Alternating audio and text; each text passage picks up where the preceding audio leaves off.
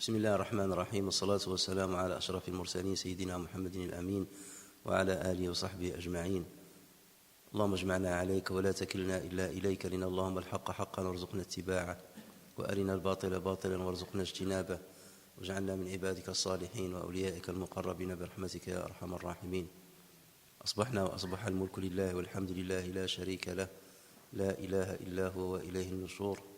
أصبحنا على فطرة الإسلام وكلمة الإخلاص وعلى دين نبينا محمد صلى الله عليه وسلم وعلى ملة أبينا إبراهيم حنيفا وما كان من المشركين. Donc aujourd'hui nous allons commencer le commentaire du troisième hadith de Sahih al-Bukhari, dans lequel Imam al-Bukhari rahimahullah rapporte حدثنا يحيى بن بكير قال حدثنا الليث عن عقيل عن ابن شهاب عن عروة بن الزبير عن عائشة أم المؤمنين أنها قالت: أول ما بدأ به رسول الله صلى الله عليه وسلم من الوحي الرؤيا الصالحة في النوم، فكان لا يرى رؤيا إلا جاءت مثل فلق الصبح، ثم حبب إليه الخلاء، وكان يخلو بغار حراء فيتحنث فيه، وهو التعبد الليالي ذوات العدد قبل أن ينزع إلى أهله، ويتزود لذلك، ثم يرجع إلى خديجة فيتزود لمثلها حتى جاءه الحق وهو في غار حراء، فجاءه الملك فقال: اقرأ. قال: ما أنا بقارئ. قال: فأخذني فغطني حتى بلغ مني الجهد، ثم أرسلني فقال: اقرأ. قلت: ما أنا بقارئ. فأخذني فغطني الثانية حتى بلغ مني الجهد، ثم أرسلني فقال: اقرأ. فقلت: ما أنا بقارئ. فأخذني فغطني الثالثة، ثم أرسلني فقال: اقرأ باسم ربك الذي خلق الإنسان من علق، اقرأ وربك الأكرم الذي علم بالقلم. Ça c'est que le début du hadith et on va le traduire au fur et à mesure pour ne pas vous faire attendre énormément. Donc d'après Aïcha radiyallahu anha, la mère des croyants, elle a dit: la révélation débuta chez le prophète sallallahu alayhi wa sallam par de pieuses visions qu'il avait pendant son sommeil. Pas une seule de ces visions ne lui apparut, sinon avec une clarté semblable à celle de l'aurore. Plus tard, il se prit à aimer la retraite. Il se retira alors dans la caverne de Hira, où il se livra au tahannut, c'est-à-dire à la pratique d'actions d'adoration, durant un certain nombre de nuits consécutives, sans qu'il revînt chez lui. Aussi se munissait-il à cet effet de provisions de bouche. Ensuite il revenait vers Khadija et prenait des provisions nécessaires pour une nouvelle retraite. Cela dura jusqu'à ce que la vérité lui fût enfin apportée dans cette caverne de Hira. Et donc ensuite, فرجع بها رسول الله صلى الله عليه وسلم يرجف فؤاده، فدخل على خديجة بنت خويلد رضي الله عنها فقال: زملوني زملوني، فزملوه حتى ذهب عنه الروع، فقال لخديجة وأخبرها الخبر: لقد خشيت على نفسي. فقالت خديجة: كلا والله ما يخزيك الله أبدا، إنك لتصل الرحم وتحمل الكل وتكسب المعدوم وتقري الضيف وتعين على نوائب الحق. فانطلقت به خديجة حتى أتت به ورقة بن نوفل بن أسد بن عبد العزى بن عم خديجة، وكان امرؤا تنصر في الجاهلية، وكان يكتب الكتاب العبراني، فيكتب من الإنجيل بالعبرانية ما شاء الله أن يكتب، وكان شيخا كبيرا قد عمي. فقالت له خديجة: يا ابن عمي اسمع من ابن أخيك. فقال له ورقة: يا ابن أخي ماذا ترى؟ فأخبره رسول الله صلى الله عليه وسلم خبر ما رأى. فقال له ورقة: هذا الناموس الذي نزل الله على موسى صلى الله عليه وسلم، يا ليتني فيها جذعا، ليتني أكون حيا إذ يخرجك قومك. فقال رسول الله صلى الله عليه وسلم: أو مخرجيهم؟ قال: نعم، لم يأت رجل قط بمثل ما جئت به إلا عودي، وإن يدركني يومك أنصرك نصرا مؤزرا. ثم لم ينشب ورقة أن توفي وفتر الوحي. Donc l'ange vint alors le trouver et lui dit, lis. Je ne sais pas lire, lui répondit le prophète sallallahu alayhi wa sallam. Il dit, ça veut dire le prophète sallallahu alayhi wa sallam a dit, il se saisit de moi et me serra péniblement contre lui. Il me relâcha et dit, lis. Je dis, je ne sais pas lire. Et il se saisit de moi et me serra péniblement contre lui une deuxième fois. Puis il me relâcha et dit, lis. Je dis, je ne sais pas lire. Il se saisit de moi et me serra péniblement contre lui pour la troisième fois. Puis il me relâcha et dit, lis, au nom de ton Seigneur qui a créé, il a créé l'homme de sang coagulé. Lis, et ton Seigneur est le très généreux qui a enseigné avec le qalam. En possession de ces versets, le cœur tout palpitant, le prophète sallallahu alayhi wa sallam rentra chez Khadija bint Khuwaylid et s'écria, enveloppez-moi, enveloppez-moi. On s'empressa de le tenir enveloppé jusqu'au moment où son effort fut dissipé. Alors, s'adressant à Khadija, il l'a mis au courant de ce qui s'est passé, puis il ajouta, j'ai cru que j'allais mourir. Khadija lui dit, non par Dieu, certes, jamais Allah ne t'infligera d'affront, car tu es uni avec tes proches, tu soutiens les faibles, tu donnes à ceux qui n'ont rien, tu héberges les hôtes et tu secours les victimes des vicissitudes du droit. Ensuite, Khadija radiyallahu anha emmena Muhammad sallallahu alayhi wa sallam chez Waraqa ibn Nawfal ibn Asad ibn Abd al-Uzza. Cet homme était le cousin paternel de Khadija et il avait embrassé le christianisme au temps anti-islamique, c'est-à-dire avant l'islam. Il savait tracer les caractères hébraïques et avait copié en hébreu toute la partie de l'évangile qu'Allah avait voulu qu'il transcrivît. À cette époque, il était âgé et était devenu aveugle. Khadija lui dit, ô mon cousin, écoute ce qui va te dire, ou bien ce que va te dire le fils de ton frère. Waraqa répondit, ô fils de mon frère, de quoi s'agit-il? Le prophète sallallahu alayhi wa sallam raconta alors ce qu'il avait vu. Waraqa dit, cet ange, c'est le confident d'Allah, ou c'est le confident qu'Allah a envoyé autrefois à Moïse. Plus à Allah que je fusse jeune en ce moment, que je voulais être encore vivant à l'époque où tes concitoyens te banniront. Le prophète sallallahu alayhi wa sallam s'écria, ils me chasseront donc. Waraqa reprit, oui, jamais un homme n'a apporté ce que tu apportes sans être persécuté. Si je vis encore ce jour-là, je t'aiderai de toutes mes forces. Après cela, donc raconte Aïcha, après cela, Waraqa ne tarda pas à mourir et la révélation fut interrompue. Alors ce hadith qui est long, et il y en a encore d'autres qui sont très longs, on va essayer de le commenter en deux parties, Inch'Allah, a été repris par l'imam al-Bukhari dans un autre chapitre, dans le 60e chapitre de As-Sahih, c'est dans le chapitre Kitab Ahadith al-Anbiya, le chapitre des récits des prophètes. Et dans la rubrique وَاذْكُرْ فِي الْكِتَابِ مُوسَى إِنَّهُ كَانَ مُخْلَصًا وَكَانَ رَسُولًا نَبِيًّا وَنَادَيْنَاهُ مِنْ جَانِبِ الطُّورِ الْأَيْمَنِ وَقَرَّبْنَاهُ نَجِيًّا. Et ensuite, donc, il a rajouté un verset coranique relatif à Moussa alayhi salam. Et le hadith, c'est le numéro 3392e. Ensuite, l'imam al-Bukhari l'a rapporté dans Kitab at-Tafsir, le chapitre de l'exégèse du Coran.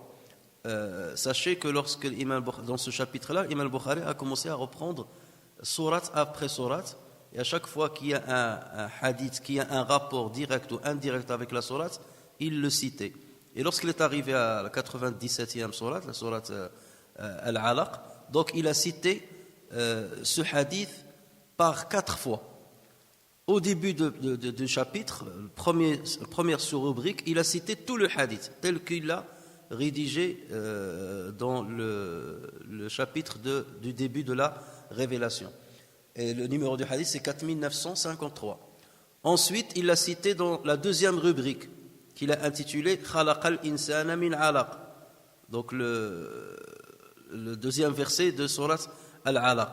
Et cette fois-ci, il n'a pas rapporté tout le hadith, mais il a pris seulement ce qu'on appelle un taraf, Ça veut dire seulement une partie qui intéresse ce verset ou qui a un rapport avec ce verset qu'il voulait expliquer. Et donc il l'a rapporté sous le numéro 4955. Ensuite il a rajouté la deuxième partie sous le numéro 4956 et ensuite la dernière partie sous le numéro 4957. Donc il a cité ce hadith par 4 fois dans ce chapitre-là.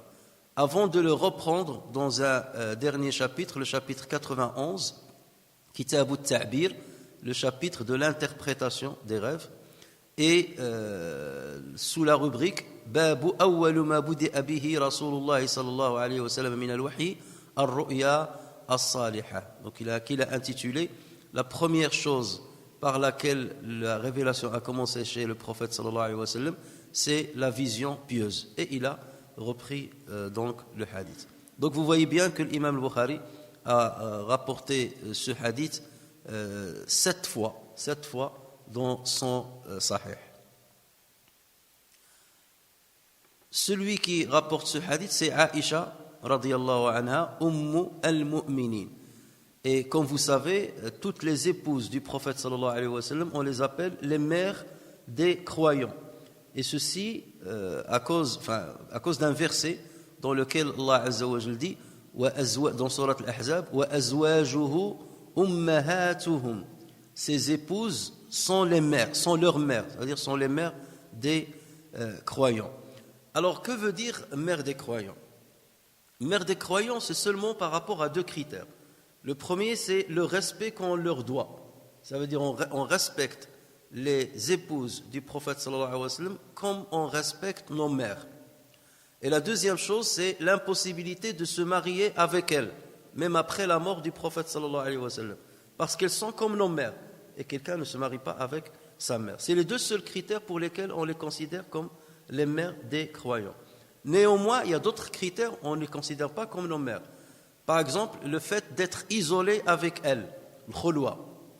C'est pas parce qu'elles sont nos mères, dans ce cas précis, qu'un homme a le droit de rester isolé avec elles dans un endroit. Il n'a non plus le droit de voyager avec elles. Ou il n'a pas non plus le droit de se marier avec leur fille. Par exemple, Khadija radiyallahu anha avait des filles, comme vous le savez. Alors supposons que le prophète sallallahu alayhi wa sallam était mort avant Khadija ou que le prophète sallallahu alayhi wa sallam aurait divorcé Khadija, est-ce que les musulmans peuvent se marier avec ses filles, les filles de Khadija? Oui, ils peuvent se marier avec les filles de Khadija.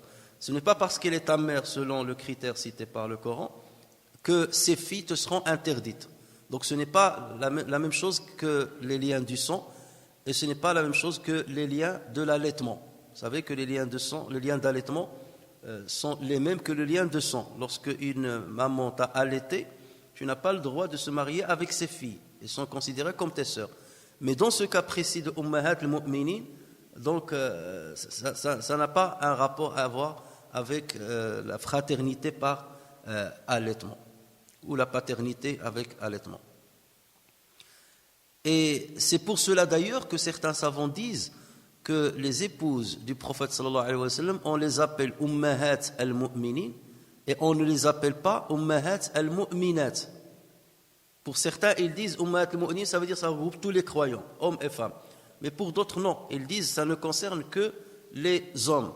Et ils se basent d'ailleurs sur un hadith qui a été rapporté par Ibn Kathir ainsi que par l'imam al-Aini et qui tous les deux l'ont authentifié. Et dans ce hadith-là, Aïcha radiyallahu anha avait dit Ana ummu rijalikum, la umma nisaikum. Je suis la mère de vos hommes et non la mère de vos femmes. Donc selon cet avis-là, donc nous on a dit ummuna Aïcha, mais les femmes n'ont pas le droit de dire ummuna Aïcha. Est-ce que maintenant les savants ont discuté sur le fait que l'on ait le droit d'appeler le prophète sallallahu alayhi wa sallam Abu al-Mu'minin? Est-ce qu'on peut appeler le prophète sallallahu alayhi wa sallam peut être qualifié de Abu al-Mu'minin, à l'instar de ces femmes qui sont appelées les mères des croyants? Alors là aussi, les savants ont divergé en 2 parties. Il y a certains qui l'interdisent qui disent qu'il est interdit de dire que Mohammed est le père, sallallahu alayhi wa sallam, est le père des croyants. Pourquoi? Parce que dans Surat Al-Ahzab, disent-ils, verset 40, Allah Azza wa Jal a dit Ma kana Muhammadun aba ahadim min rijalikum, walakin Rasulallahi wa khatama nabiyyin. Donc, Mohammed n'a jamais été le père de l'un de vos hommes, mais le messager de Dieu et le dernier des messagers. Pour d'autres, ils disent non, on a le droit de le dire. Pour eux, ce verset-là ne concerne que la paternité de l'adoption. Puisque, comme vous le savez, le prophète sallallahu alayhi wa sallam avait un fils adoptif qui est Zayd ibn Haritha. Et on le surnommait Zayd ibn Muhammad. Et après, Allah Azza wa Jalla a interdit qu'on rattache un adopté à son père adoptif, à celui qui l'adopte. Donc il faut le nommer avec le nom de ses parents. Et c'est à partir de là que Zayd ibn Haritha fut appelé Zayd ibn Haritha. Et on n'avait plus le droit de l'appeler Zayd ibn Muhammad. Et bien entendu, ça a affligé Zayd radiyallahu anhu. Et c'est pour cela qu'Allah Azza wa Jalla a voulu que ce soit le seul compagnon dont le nom a été cité dans le Coran, nominativement. Même Abu Bakr n'a pas été cité nominativement. Le seul qui a été cité nominativement, c'est Zayd. Allah Azza wa Jalla dit dans Surat Al-Ahzab toujours فَلَمَّا قَضَى زَيْدٌ مِنْهَا وَطَرًا زَوَّجْنَاكَهَا لِكَيْ لَا يَكُونَ عَلَى الْمُؤْمِنِينَ حَرَجٌ في أدعيائهم إذا قضوا منهن وفي أزواج أدعيائهم إذا قضوا منهن وطرا. Donc là, c'est pour lui rendre hommage, et ça, bien entendu, ça va apaiser Zayd ibn Haritha lorsqu'il verra que son nom a été cité nominativement, explicitement dans le Coran. Et donc, ceux qui disent qu'il est autorisé de dire que le prophète sallallahu alayhi wa sallam c'est le père des croyants, ils se basent sur un hadith rapporté par Abu Daoud, par An-Nasa'i et Ibn Majah, dans lequel le prophète sallallahu alayhi wa sallam dit Innama ana lakum bimanzilati al-walidi u'allimukum. Je suis pour vous au degré d'un père qui vous enseigne. Donc là, c'est dans le sens, bien entendu, métaphorique. Et donc, comme il a dit, je suis comme votre père qui vous enseigne. Donc, la deuxième catégorie de savants, on dit qu'on a le droit de dire que le prophète sallallahu alayhi wa sallam est le père des croyants. Alors, ce hadith est rapporté, comme vous avez vu, par Aïcha radiyallahu anha. Or, Aïcha est née la troisième année, enfin, 7 ans avant le Hijra. 7 ans avant le Hijra. Autrement dit, 6 ans après le début de la révélation. Et elle est morte en l'an 58 de l'Hégire. Et bien entendu, donc Aïcha n'était pas encore née lorsque le prophète sallallahu alayhi wa sallam a reçu la révélation. Pourquoi on dit qu'elle est née 7 avant l'Hijra? Parce que Aïcha radiyallahu anha, dans un hadith rapporté par Al-Bukhari et Muslim, elle a précisé qu'elle s'est mariée avec le prophète sallallahu alayhi wa sallam alors qu'elle avait 9 ans. Et là, c'était juste après Al-Hijra. Voilà pourquoi donc la majorité écrasante des savants s'accorde à dire qu'elle est née avant le début de l'islam, qu'elle est née après le début de l'islam, Mais il y a une polémique à ce niveau-là, puisque certains ont dit que non, elle est née bien avant et que le prophète sallallahu alayhi wa sallam s'est marié avec elle entre 13 et 19 ans. Et ils se basent sur un faisceau d'informations qui ne sont pas tout à fait vérifiables et ne sont pas du tout plausibles. Donc, Aïcha radiyallahu anha n'a pas suivi les événements du début de Al-Wahy. Donc, elle a rapporté cela du prophète sallallahu alayhi wa sallam. Autrement dit, c'est lui qui a dû lui donner toutes les explications à ce niveau. Et celui qui a rapporté ce hadith sur Aïcha, c'est son neveu, Urwa ibn al-Zubayr. On a parlé de lui hier. Donc Urwa, c'est le fils de Zubayr ibn al-Awwam, et il est également le fils de Asma, la fille de Abu Bakr. C'est pour ça qu'il est donc le neveu de Aïcha radiyallahu anha. Et Urwa ibn Zubayr, il est né, lui, après la mort du prophète sallallahu alayhi wa sallam. Il est né en l'an 23 de l'Hégire et il est mort en l'an 94 de l'Hégire. Et il est considéré comme faisant partie des 7 grands jurisconsultes de Médine, ce qu'on appelle al-fuqaha al-sab'a, fuqaha al-Madina al-sab'a. Il y avait 7 grands jurisconsultes à Médine, et c'est eux d'ailleurs qui ont transmis énormément de sunna. Et l'imam Malik, quelque part, est considéré comme leur arrière-héritier. C'est eux qui ont diffusé toute la tradition prophétique à Médine et ailleurs, puisque les gens visitaient énormément Médine, notamment lors du pèlerinage. Et Urwa ibn Zubayr en faisait partie. Donc il a ramené énormément de hadiths sur sa tante, puisque lorsqu'il était jeune, il allait voir Aïcha radiyallahu anha pour lui poser des questions sur ce que disait le prophète sallallahu alayhi wa sallam. Et donc il a rapporté directement ces hadiths aux autres. Et son fils Hisham ibn Urwa a rapporté sur lui ces hadiths. Donc vous voyez toujours le lien dont on a parlé dans le préambule de ce cours, le lien qu'il y a toujours entre les compagnons et ceux qui ont rapporté plus tard les hadiths et qui les ont consignés par écrit. Alors commençons donc déjà par la première partie, taraf al-awwal de ce hadith. La révélation débute, Aïcha disait, radiyallahu anha, la révélation débute chez le prophète sallallahu alayhi wa sallam par de pieuses visions qu'il avait pendant son sommeil. Pas une seule de ces visions ne lui apparut, sinon avec une clarté semblable à celle de l'aurore.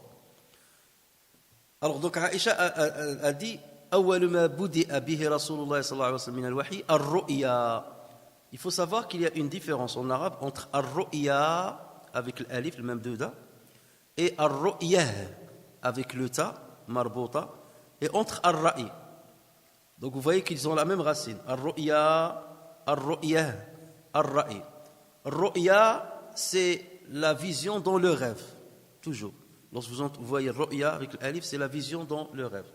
Lorsque vous entendez parler de ru'ya, c'est la vision avec les yeux, c'est-à-dire en étant éveillé.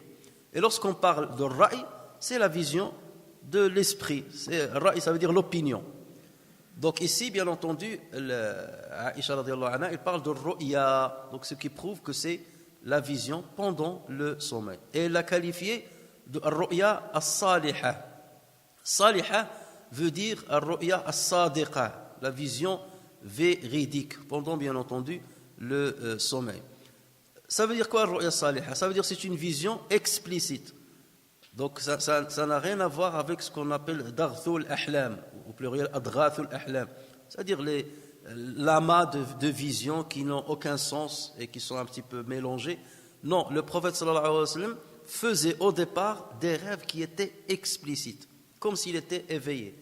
Et tout ce qu'il voyait, il se réalisait exactement comme il l'a vu. Donc c'est comme s'il a vu que la situation 2 fois de la même manière, sauf qu'une fois c'était dans le rêve, et l'autre fois c'était dans la réalité. Et c'est pour cela qu'il l'a comparé avec la clarté de l'aurore. Falaq as-subh, le falaq c'est la clarté. Qul a'udhu bi rabbil falaq. Le falaq c'est la clarté de l'aube, de subh, lorsque le soleil se lève. Donc le prophète sallallahu alayhi wa sallam voyait tout ce qu'il voyait dans la réalité, ce qu'il voyait dans ses rêves. Et Ibn Hajar al-Asqalani rahimahullah rapporte sur l'imam al-Bayhaqi que la durée pendant laquelle le prophète sallallahu alayhi wa sallam faisait ses rêves, on va les appeler des rêves prémonitoires, était de 6 mois avant de recevoir la révélation à proprement dit. 6 mois, selon ce récit-là, nous fait remonter au mois de Rabi' al-Awwal, puisque nous savons très bien que le Coran a été révélé au prophète sallallahu alayhi wa sallam pendant le mois de Ramadan. Shahr Ramadan alladhi unzila fihi al-Qur'an. Inna anzalnahu fi laylati al-Qadr. Donc si on remonte 6 mois avant Ramadan, on va tomber dans Rabi' al-Awwal. Et Rabi' al-Awwal, c'est le mois de la naissance, c'est le mois de l'anniversaire de la naissance du prophète sallallahu alayhi wa sallam. D'accord? Ça veut dire que lorsque le prophète sallallahu alayhi wa sallam a terminé 39 ans, c'est là où les visions prémonitoires ont commencé à apparaître chez lui. D'accord? Et 6 mois après, c'est là où il a reçu la révélation de Jibril alayhi as-salam.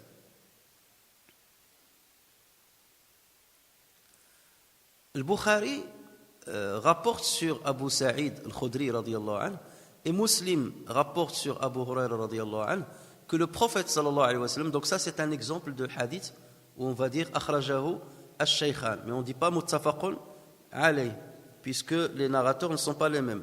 Pour le Bukhari c'était Abu Sa'id al-Khudri et pour Muslim c'était Abu Huraira, mais l'énoncé du hadith est le même. Donc ils ont rapporté tous les deux, ils ont rapporté sur ces deux compagnons que la vision pieuse, le prophète a dit, la vision pieuse constitue le 1/46e de la prophétie. Ar-ru'ya as-sadiqa juz'un min 46 juz'an min an-nubuwah. Et il y a plusieurs versions de ce hadith. Ar-ru'ya as-salihatu min ar-rajul as-salih, la vision pieuse de l'homme pieux représente le 1/46e de la prophétie. Alors, pour certains savants, ils disent pourquoi ils citent le 1/46e. Que veut-il, ça veut dire quoi? Certains disent non, on ne comprend pas le sens. Mais en tout état de cause, le prophète sallallahu alayhi wa sallam a voulu seulement nous dire que lorsqu'un musulman fait un rêve prémonitoire, ça ressemble à une révélation, à la révélation divine au prophète. C'est qu'Allah Azza wa Jal lui a dévoilé une partie de l'ghaib, de l'avenir, une partie de l'avenir. Comme il la dévoile souvent aux messagers et aux prophètes. Donc c'est pour cela qu'il ne rentre pas dans l'explication de ce hadith. Mais pour d'autres, ils disent non, si le prophète sallallahu alayhi wa sallam a cité le 1/46e, c'est qu'il y a un secret là-dedans. Et donc ce secret c'est quoi? Pour certains savants, c'est qu'ils disent que les 6 mois pendant lesquels le prophète sallallahu alayhi wa sallam faisait des visions pieuses, 6 mois, ça fait la moitié d'une année. La moitié d'une année. Et donc, lorsqu'il a dit que ça représente le 1/46e de la prophétie, donc c'est comme si tu vas prendre 46 années et tu les divises par 2, puisque 6 mois, c'est la moitié. D'accord? 6 mois, c'est la moitié d'une année. Donc, à supposer que la prophétie va durer X temps, et la vision pieuse du prophète sallallahu alayhi wa sallam a duré 6 mois. Donc, ça veut dire que la prophétie va durer le X divisé par 2. D'accord? Vous avez compris? Ou bien le nombre de mois multiplié par 6. Le nombre d'années multiplié par 6. Or, le prophète sallallahu alayhi wa sallam est mort à quel âge? À l'âge de 63 ans. Et il a reçu la première révélation à 40 ans. Donc sa prophétie a duré 23 ans. 23 ans. 23 ans, ça fait combien il y a de 6 mois dans 23 ans? Il y a 46. Tu multiplies par 2. Chaque année, ça compte 6 mois. D'accord? Dans une année, il y a 2 fois 6 mois. D'accord?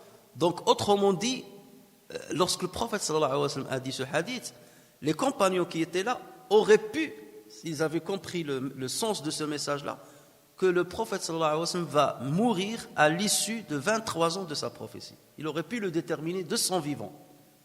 D'accord? Et là, ça fait partie des miracles du prophète sallallahu alayhi wa sallam. Lui, il l'a dit tel que Allah Azza wa Jalla lui a révélé. Voilà. Et donc, la réalité a voulu que le prophète sallallahu alayhi wa sallam mourut à l'âge de 63 ans et que sa prophétie dura 23 ans. Et donc, voilà le secret de ce hadith-là, que la vision pieuse représente le 1/46e de la prophétie. Mais bien entendu, même parfois, des gens, un non-musulman ou un non-pervers peut faire des rêves prémonitoires. Est-ce pour autant qu'on va dire qu'il est dans cette situation? Non, le prophète sallallahu alayhi wa sallam a dit « Min ar-rajuli salih » ar-ru'ya as-saliha min ar-rajuli salih, qui vient d'un homme pieux. Donc la piété est une exigence pour considérer qu'Allah Azza wa Jal lui a montré cela. Mais Allah Azza wa Jal peut le montrer à d'autres personnes seulement pour leur prouver justement que le rêve, il est déjà décidé. Et quelque part, votre vie, elle est déjà tracée. Et voilà, je vais vous dévoiler une petite partie. Et ça nous arrive souvent d'être dans des situations où on dit mais c'est exactement ce dont j'ai rêvé. Et on ne s'en rappelle que lorsqu'on vit la situation. Vous dites, mais cette situation, je l'ai vue exactement, cette assise ou cette parole et ainsi de suite. Et ça, c'est parmi les miracles qu'Allah Azza wa Jalla nous donne pour prouver la réalité de tout ce qu'il nous a révélé à travers le Coran et la parole du prophète sallallahu alayhi wa sallam. Donc ça, c'est la première partie du hadith. La deuxième partie du hadith. Plus tard, donc dit Aïcha radhiyallahu anha, plus tard, il se prit à aimer la retraite. Il se retira alors dans la caverne de Hira où il se livra au tahannut, c'est-à-dire la pratique d'actes d'adoration. Ensuite, elle continua, durant un certain nombre de nuits consécutives, avant qu'il revînt chez lui. Aussi se munissait-il à cet effet de provisions de bouche. Ensuite, il revenait vers Khadija et prenait les provisions nécessaires pour une nouvelle retraite. Alors, c'est Allah Azza wa Jal qui a fait aimer au prophète sallallahu alayhi wa sallam la retraite. La retraite, ça veut dire il s'isolait, il quittait les gens et il s'isolait dans la caverne de Hira. Et bien entendu, cette isolation était importante parce que c'était une préparation pour la réception de Al-Wahi. Allah Azza wa Jalla a voulu purifier son cœur, il a voulu qu'il quitte toutes les préoccupations de la vie quotidienne et s'isoler comme ça pour commencer à méditer et pour justement que la réception de Al-Wahi ne soit pas trop brusque pour lui. Parce que imaginez qu'il était dans ses préoccupations et tout ça, et le Wahi qui arrive d'un seul coup. Non, le fait de rester toute cette période-là, déjà, les rêves prémonitoires. Donc là, déjà, il va dire, mais qu'est-ce qui se passe? C'est anormal ce qui m'arrive. Personne n'a raconté ce que je vis là. De voir tout de suite toujours les mêmes rêves qui se répètent exactement comme je les ai vus. Et ensuite, donc, le fait de rester tout seul pendant des jours et des jours, on va dire combien de temps? Ça a duré un mois. Donc imaginez un mois il faisait des allers-retours, mais sans fréquenter personne, au sommet d'une montagne, à réfléchir. Nous savons que l'isolation est très importante pour quelqu'un qui veut méditer. Et même dans notre vie de croyants, l'isolement des gens est louable de temps en temps, parce que ça permet de mener des rétrospections, et ça permet un petit peu d'évaluer le parcours de notre vie, et de voir nos priorités dans la vie. Parce que lorsque vous avez le nez dans le guidon, comme on dit, vous êtes dans les problèmes, vous êtes dans l'argent, les ventes, ceci, cela, les fréquentations, parfois des mauvaises fréquentations. Donc vous n'appartenez pas à vous-même, vous vous oubliez. Et la retraite, quelque part, permet justement de revenir à soi-même et de se poser les bonnes questions. Et combien parfois de musulmans qui sont convaincus de l'islam et qui ont une mauvaise éducation à la base, lorsqu'ils rentrent dans l'argent, le gain d'argent et ainsi de suite, ils s'oublient complètement. Et c'est à l'instar d'un commerçant qui a besoin de temps en temps d'arrêter tout et de faire un inventaire pour voir ce qu'il a rentré, ce qu'il a perdu. Et ça, bien entendu, on arrête la vente, on arrête tout pour faire l'inventaire. Et nous, on a besoin de ceci. Mais s'isoler d'une manière définitive, là, bien entendu, c'est interdit en islam. S'isoler de temps en temps, ça, bien entendu, c'est louable. Et même certains savants disent qu'il y a moyen de faire al-khalwa dans le jalwa, c'est-à-dire de faire la retraite tout en étant en promiscuité avec les gens. Et le prophète sallallahu alayhi wa sallam a dit alladhi yukhalitu an-nas wa yasbiru ala adahum khayrun mimman la yukhalitu an-nas wa la yasbiru ala adahum. Celui qui fréquente les gens et patiente devant leur mal est mieux que celui qui ne fréquente pas les gens et qui ne patiente pas devant leur mal.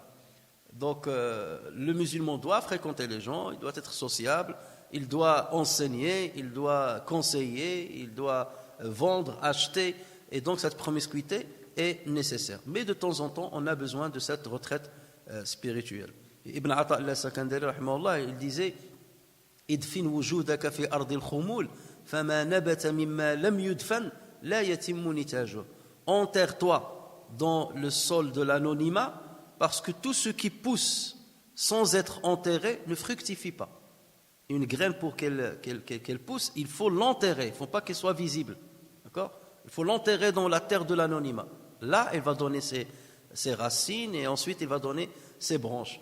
Et c'est exactement pareil. Lorsqu'on mène donc notre vie, on a besoin de temps en temps de certains arrêts. Ça peut être chez toi, ou par exemple pendant une nuit, tu réfléchis, ou tu prends une heure où tu vas réfléchir, c'est quoi ma vie, qu'est-ce que je fais, est-ce que c'est le bon choix, la route que je suis, c'est le bon choix, est-ce que je ne dois pas changer mon mode de vie, quelle est ma relation avec Dieu, quelle est ma relation avec la mosquée, quelle est ma relation avec le Coran, et ainsi de suite.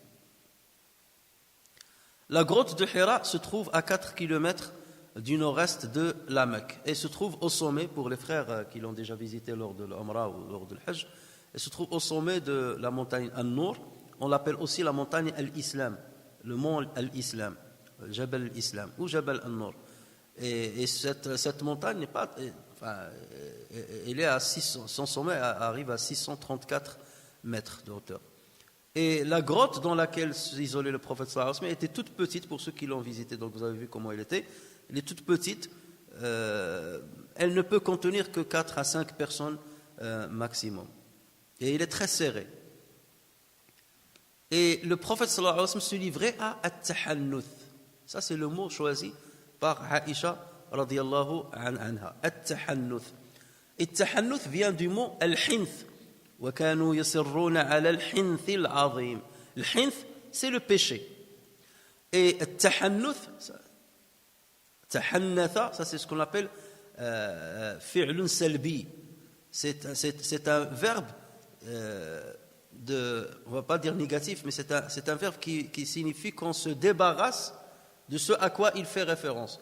Donc tahannuth, c'est le fait de se débarrasser de l'hinth. Et l'hinth, c'est le péché. Donc tahannuth, ça veut dire se débarrasser des péchés. C'est ça ce que ça veut dire tahannuth. Et donc, dans le hadith rapporté par Al-Bukhari, entre guillemets, il a mis wa huwa at-ta'abbud, et c'est l'adoration. D'accord? Qui a dit c'est l'adoration? Est-ce que c'est Aïcha? Non, c'est pas Aïcha qui a dit ça. Comment on sait que c'est pas Aïcha? Parce que dans un autre hadith rapporté par Al-Bukhari, il a dit qala wa huwa at-ta'abbud. Il a dit, il n'a pas dit elle a dit. Il a dit at-tahannut veut dire at-ta'abbud. Et c'est là où on a compris que c'est le rapporteur du hadith qui a donné cette explication. Et le rapporteur était Ibn Shihab az-Zuhri, qui l'a rapporté sur Urwa ibn az-Zubayr. Donc c'est Ibn Shihab qui a donné cette précision-là. At-tahannut, ça veut dire l'adoration. Et ça, c'est ce qu'on appelle dans le hadith al-idraj. L'idraj, c'est lorsque un rapporteur va vous ramener un hadith, et pour donner l'explication à celui qui l'écoute, il va rajouter une phrase de lui-même. Elle ne fait pas partie à la base du hadith. C'est lui qui a rajouté cette phrase. Il a incorporé, c'est ça l'idraj. C'est l'incorporation d'une parole du narrateur. Et là, c'est très, très... Pour découvrir ça, c'est des recherches après lesquelles les savants vont dire, en fait, cette phrase-là, ce n'est pas la phrase du prophète sallallahu alayhi wa sallam ou du compagnon, c'est celui qui a rapporté le hadith qui l'a incorporé dans le hadith. D'accord? Donc c'est pour cela que lorsque vous voyez dans le hadith wa huwa at-ta'abbud, donc sachez que c'est Ibn Shihab az-Zuhri. Dans Sirat Ibn Hisham, vous savez, Ibn Hisham, c'est quelqu'un qui a écrit un grand livre de Sira, parmi les premiers livres de Sira, il y avait le livre de Ibn Ishaq aussi, la biographie du prophète sallallahu alayhi wa sallam. Dans Sirat Ibn Hisham, lui, lorsqu'il a parlé de ce qu'a vécu le prophète sallallahu alayhi wa sallam, il a dit wa kana yatahannaf, wa kana yatahannaf, et yatahannaf au lieu de yatahannath. Et yatahannaf, ça fait référence à al-Hanafiya, al-Hanifiya as-Samha de Ibrahim alayhi as-salam. Ça veut dire il menait des méditations ou des adorations comme celles de Ibrahim alayhi as-salam. Voilà, millata Ibrahima hanifan. Donc c'est ça, yatahannaf, qu'a cité Ibn Hisham dans son livre. Alors, Aïcha radiyallahu anha a précisé que le prophète sallallahu alayhi wa sallam restait quelques nuits consécutives dans la retraite, puis il revenait chez lui juste pour prendre, chez Khadija radiyallahu anha, juste pour prendre quelques provisions avant de revenir à sa retraite. Et le Bukhari et Muslim rapportent un hadith sur le prophète sallallahu alayhi wa sallam dans lequel il a dit Jawartu bi Hira'in shahran. Je suis resté à Hira pendant un mois. Donc ça ne veut pas dire qu'il est resté le mois tout entier, mais il restait quelques jours, par exemple 3-4 jours. Et parce qu'à l'époque, il n'y avait pas de réfrigérateur où mettre la nourriture ou des choses comme ça. Donc il prenait avec lui des provisions, il restait 3, 4, 5 jours. Ensuite, il descendait de la grotte, il allait voir Khadija, il ramasse encore, il prend quelques provisions et il revenait ensuite à Hira. Et il le faisait donc comme ça, des allers-retours, mais la période tout entière a duré un mois. Et pour Ibn Ishaq, dans la sira de Ibn Ishaq, ce dernier rapporte que c'était le mois de Ramadan. Pendant tout le mois de Ramadan, il est resté dans la grotte de Hira. Bon, on va s'arrêter là, Inch'Allah, et on terminera, bi'idhnillah, la suite la semaine prochaine. اللهم صل وسلم وبارك على سيدنا محمد وعلى آله وصحبه وسلم تسليما كثيرا إلى يوم الدين. اللهم اغفر لنا وارحمنا وعافنا واعف عنا وتقبل منا يا أرحم الراحمين. ربنا آتنا من لدنك رحمة وهيئ لنا من أمرنا رشدا. اللهم اغفر وارحم وتجاوز عما تعلم إنك أنت الأعز الأكرم. وصل اللهم وسلم وبارك على محمد وعلى آله وصحبه أجمعين. سبحان ربك رب العزة عما يصفون وسلام على المرسلين والحمد لله رب العالمين.